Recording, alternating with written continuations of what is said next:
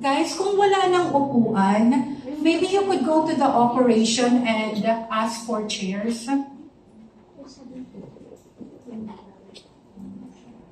As Baptist. Simulate. Or maybe kung kaya ng katawan natin, isingit lang sila. Kasi parang wala pa ako sa kalahati eh. Okay. Kung kaya ng katawan, isingit lang. Okay. Alright. Okay, next. Next na tayo? Yes. Ginseng. Okay, ginseng.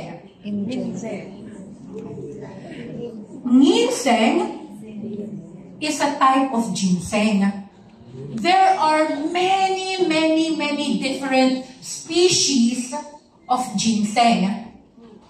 But ginseng is grown in a volcanic soil for 10 years in New Zealand bago siya i-harvest. Bakit? Kasi almost 70% of the active properties is absorbed by the body. What is it for? One word. Antioxidation. Okay, explain ko lang kung anong ibig sabihin ng antioxidation dahil lagi natin naririnig yun. Tama? Yes. Pero hindi naman natin alam kung ano yun dahil lang iba-iba ang storya. Isa parang toxic ng katawan na kailangan ilabas, pero it's like this. In our body, para maging stable yung mga chemical reaction.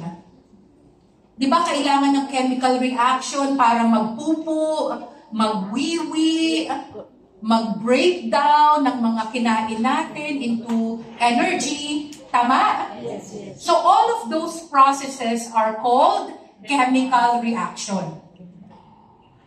For a chemical reaction to happen, kailangan stable. Stable ang mga electrons. Mas big word, electrons. Imagine nyo na lang bola. Bola. Okay, bola. So, kailangan sa isang chemical reaction, palaging 2 bola. Or 4 na bola. Or 6 na bola. Even numbers. Following? Yes. Kailangan even numbers. Kailangan paired. Paired electrons ang tawag namin dyan. Pag naka-paired, good. Good. Tamang-tama, stable. Pero, may tinatawag tayo na oxidative stress. Ang oxidative stress will take 1 bola, 1 electron, gagawin niyang odd. Gagawin niyang 1, 3, 7. Pag mangyari yan, free radicals is going all over. Sinisira niya. Sinisira niya ang organ mo, namamagana siya, prone ka na sa infection, bumabaliktad na mga immune system mo, everything is sira na, chaotic na siya. So, ang may problema dyan ay free radicals. Siya yun, nag-iisang bola na nagbabounce-bounce.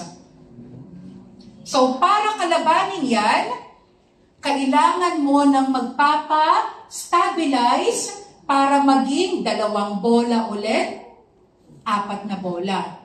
Sino ang nagbibigay ng stabilizing effect? Ang mga antioxidant.